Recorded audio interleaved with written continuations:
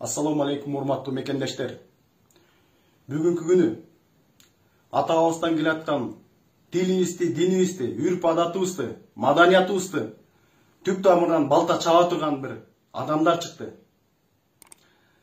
Мисалы үчүн Мира Жаңгарачева бизди мракобестер деп атай турган болсо, Отунбаева айылдан келген мырттар дейт. Ал эми Никитенко болсо жогорку кеңештен маргиналдар деп туруп ачык эле атап жатышат. Мынакей булар батыштын, Европа менен Американын ыплас үрп-адатын, биздин ата-бабабыздан келаткан үрп-адатты талкалоого жол салып жатышат. Мынакей буларды колдогон бир топ адамдар бар.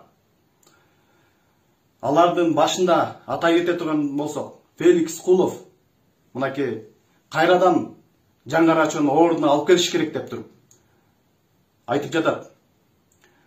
Отунбаева булар айылдан келген мырттар, булар культурасы жок жапайылар деп ачык айтканда Текебай залда отуруп кол чаап жатышат.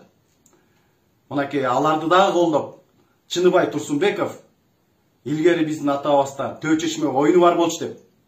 Ал Төө чечме оюн деген кыздарыбыздын, аялдарыбыздын абийирин, ар-намысын тебелеген байлардын бир нафсизине чыккан бир оюн зоо болгон. Андайды намыстуу ата-бабаларыбыз билип калып, түп ордун менен жок кылышкан. Ошону кайрадан алып чыккан, кыргыздын тилин, дилин, тарыхын түп тамырынан жок кылып, Европанын ыплас жолдоруна башын салдырып коеюн деген максаттар менен булар биригип катуу сүйлөп жатышат. Урматтуу бир туугандар, урматтуу кыргызстандыктар, баарыңыздар келиңиздер. Буларга баарыбыз чогуу бекем туралы. Буларды баарыбыз бекем ордуна коелу.